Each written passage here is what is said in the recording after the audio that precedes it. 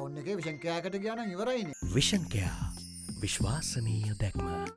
A prominent economist, Dr. or Mr. Tissa Jayaweera. Good evening and a warm welcome. Good evening to Idruvari. Well, Mr. Jayaweera, like we were talking about Sri Lankan Airlines and also the governor's continued reassurance that Sri Lanka is in a position to repay our external debt obligations. But again, let's start off with these rating downgrades. With these downgrades, haven't we sent signals of instability or some sort of chaos within the country? How is Sri Lanka going to make a U-turn from this? Okay, the initial news was bad for us, right? But then we need positive news to take the country forward, as long as it is the truth.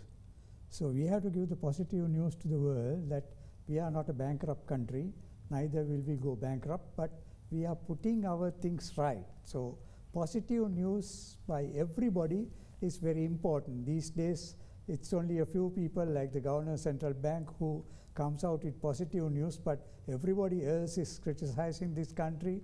We are cutting our own grave by talking nonsense without knowing the actual facts. So in this sense, what are the actual facts, Mr. Jayaweera? What's right for us? What should we, Sri Lanka, do?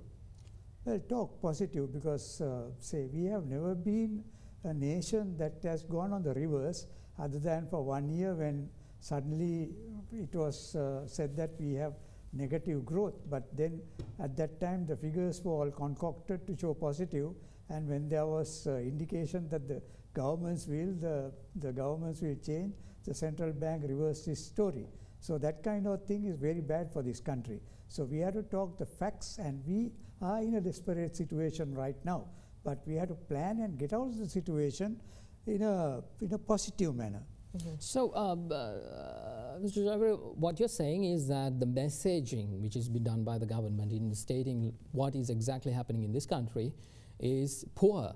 They are not taking the message across to our investors abroad or people who's willing to invest here in Sri Lanka. So what exactly can we do in order to make sure that, you know, this is not what we should be continuously saying, but, you know, pointing out the good things that they could do, especially like if you take the tourism industry. That is a positive area which we can actually invest, and yet the message is not going through to the investors.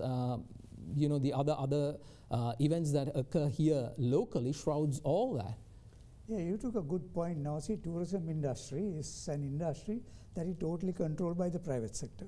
Okay, people come here, and then we should encourage the people coming here with saying that how nice we are, and then it's the foreign media and the foreign journalists and the foreign advertisers that are giving the positive news.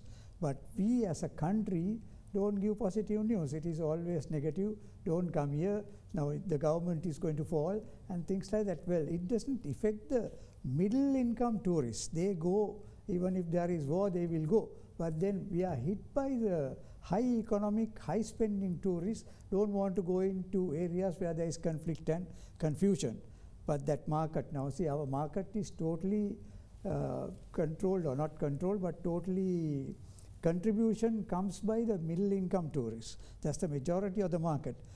Even if you take, say, we are not talking about the backpack industry, but then there was an essential part in the tourism. All over the world, even in the United States, backpack tourism is something that gives the economy the run. So we had a concept earlier that we should encourage only high spending tourists. We jacked up the hotel rates and we lost the industry. So the industry should be open for the market to decide the rates. Then people will come. There is the other notion when we are talking about tourism as well. We as a country, Sri Lanka, when you take the region, we have the competitors in Thailand, in Bangkok, in Singapore. We do not get the big spenders here. It's because of the fact that they go to other countries which give them what exactly they want. How can we turn that around and bring them here? What kind of things should be done? Facilities should be offered what the tourist wants, right? But we should not go to the extent of going into, now even Singapore has started sands. Okay, that attracts a lot of people. right? Thailand is totally out of it, but Thailand has its own attractions. So like that, they're country specific now. If you take India, right? They have their own theme, but then there are a lot to see in India. But then you say, which country? We have better things to offer in a smaller place. You can right now go to Norelia, it's winter there. It's 4 degrees, right? Then you spend another 5 hours coming down to the south. You are in bright sunshine. These days it's about 35 degrees, 36 degrees, clear skies. So this is the only country that you can give winter and then a change in 4 hours to the sea, the sea. So that kind of thing is what people appreciate and they look for. And then we talk of a heritage of maybe 2,500 years, but when you go to the other countries in the world, they have 5,000–6,000 years of heritage. Right. Those are all preserved in those countries. The government gets revenue.